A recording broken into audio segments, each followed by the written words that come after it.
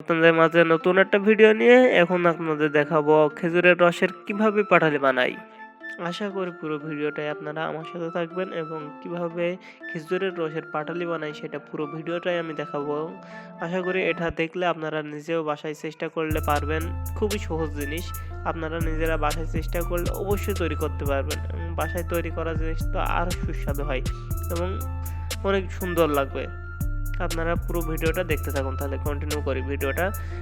কিভাবে পাটালিটা তৈরি করছি, কিভাবে কি হবে না হবে পুরো ভিডিওটাই আমি দেখাবো। এভাবে অনেকগুলো খোপ করতে হবে। ছোট ছোট করে পাটালি বানানোর জন্য অল্প অল্প করে খোপ করা লাগবে, যার কারণে এটা করা হচ্ছে।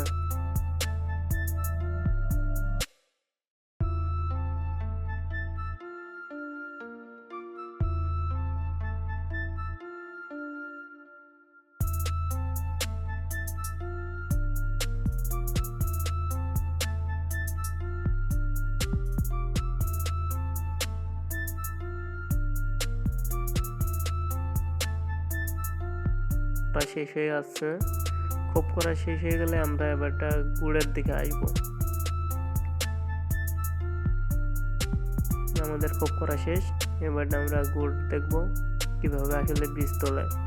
বীজ না তুললে আসলে পাটালি হয় না। গুড় থেকে আসলে বীজ তোলা লাগে আগে। বীজ তুলতে হয়, ঘষে বীজ তোলা লাগে। দেখুন কিভাবে বীজ তোলে।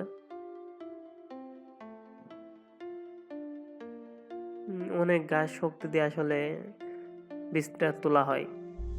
গাছ না থাকলে আসলে বীজ তোলা অসম্ভব। হাত লেগে যাবে, হাত ব্যথা হবে যে কেউ যদি প্রথম এটা করতে যায়। অনেক শক্তি লাগে আর কি। যারা তুলেছে তারা হয়তো অবশ্যই জানে, যারা জানে না তাকে বলে দিলাম।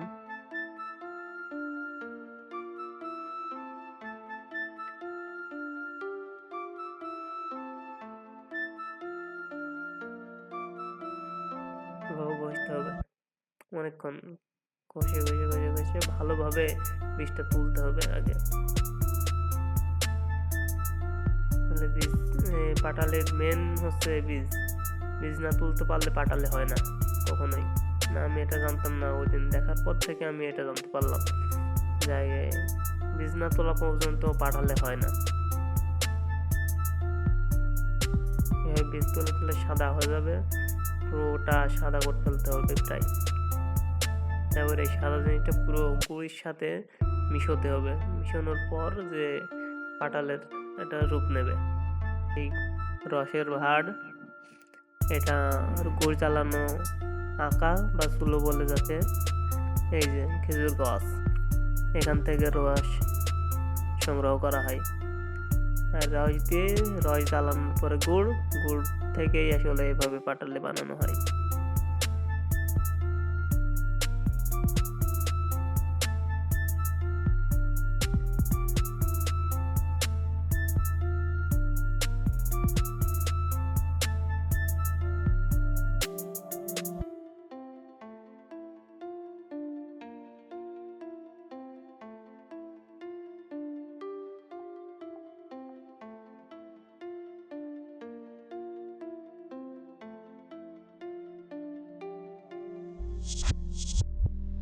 আমাদের বীজ তোলা প্রায় শেষ। বীজগুলো এবারটা ভালোভাবে গুড়ের সাথে মেশাবো।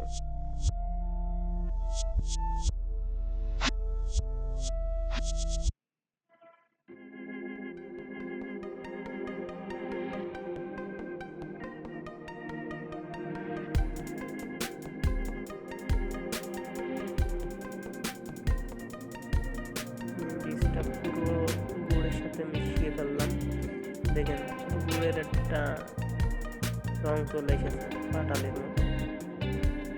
ভালোভাবে গুড়টা মিশাতে হবে বীজের সাথে।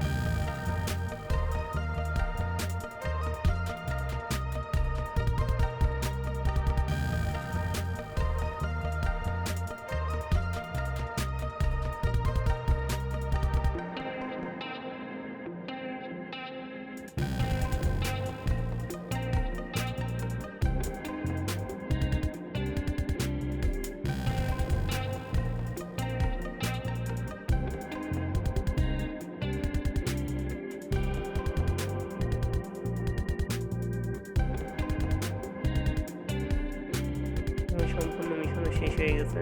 এবারটা আমরা সেই প্রথমে যে খোপগুলো বানাইছিলাম ছোট ছোট করে তার ভিতরে গুড়গুলো ঢেলে দেবো। এভাবে সম্পূর্ণ খোপগুলো পূরণ করে ফেলবো প্রথমে। হওয়ার পরে প্রায় 10 থেকে 15 মিনিট রাখার পরে আস্তে আস্তে এটা জমা শুরু হলেই মনে করেন পাটালি এটা হয়ে যাবে। আর এই জমতে যতক্ষণ দেওয়া হবে ততক্ষণ আসলে শক্ত হবে, যত শক্ত হবে পাটালি তত ভালো হবে। না হলে আসলে নরম থাকলে গুড় গুড় লাগবে, কেমন ভালো লাগবে না। আর পাটালিটা শক্ত হলে আসলে ভালো লাগবে। তাহলে আপনারা বাসায় তৈরি করবেন, দেখবেন, চেষ্টা করবেন, আসলে অনেক ভালো লাগবে। যাদের খেজুর গাছ আছে রস আনবেন, গুড় জ্বালাবেন, সেই গুড় থেকে পাটালি বানাবেন। একটু কষ্ট আছে, তারপরেও কষ্টের পর যখন তৈরিটা করতে পারবেন অনেক ভালো লাগবে। সবাই চেষ্টা করবেন বাসায় তৈরি করার জন্য। আর ভিডিওটা কেমন হয়েছে সবাই একটু জানাবেন।